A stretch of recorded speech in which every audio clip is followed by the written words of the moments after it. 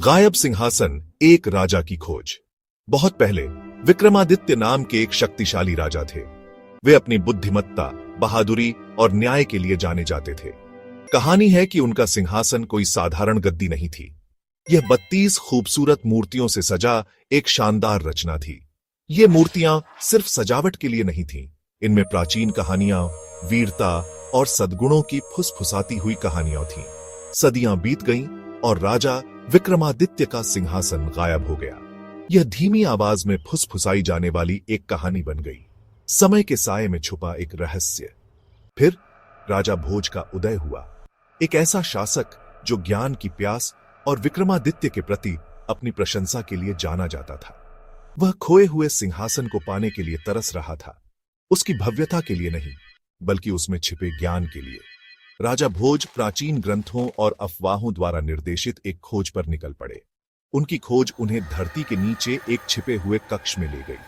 वहां धूल और मौन में डूबा हुआ विक्रमादित्य का शानदार सिंहासन पड़ा था, लेकिन उनके आश्चर्य के लिए सिंहासन की रक्षा उन्हीं मूर्तियों द्वारा की जा रही थी जो इसे सुशोभित करती थीं। भूतकाल का अनावरण। पहली मूर्ति बोलती है। जैसे ही राजा भोज सावधानी से पास आए, पहली मूर्ति में जान आ गई।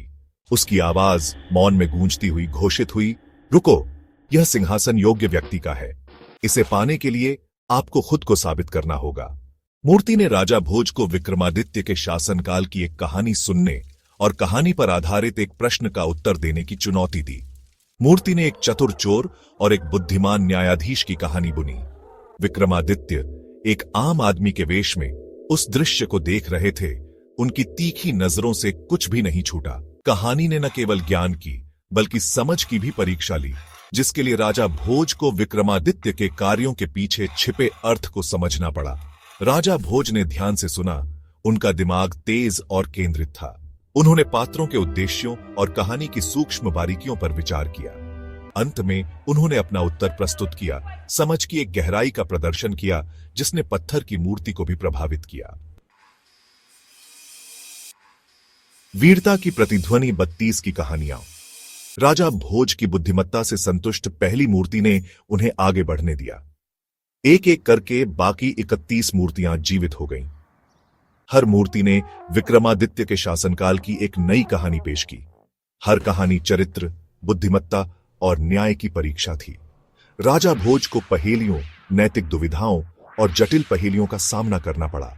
उनका सामना बहादुरी, करुणा और तेज बुद्धि की कहानियों से हुआ, जो एक सच्चे शासक के बहुमुखी स्वभाव को दर्शाती है।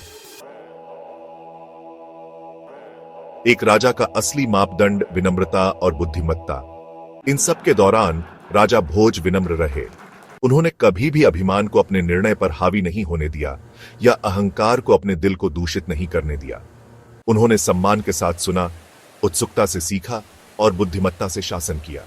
अंत में 32 बार अपनी योग्यता साबित करने के बाद राजा भोज सिंहासन के सामने खड़े हो गए।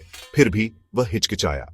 उन्होंने महसूस किया कि असली राजत्व सिंहासन पर बैठने में नहीं, बल्कि उन गुणों को अपनाने में है जिसका वह प्रतिनिधित्व करता है। राजा भोज ने सिंहासन को अछूता छोड़ने का फैसला किया, जो विक्रमादित्य की स्थायी विरासत का प्रतीक है।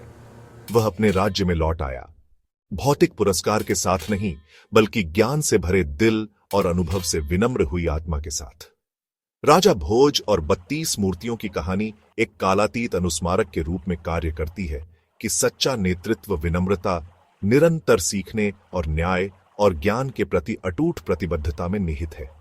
ये गुण है न कि ताज या सिंहासन जो एक सच्चा राजा बनाते हैं।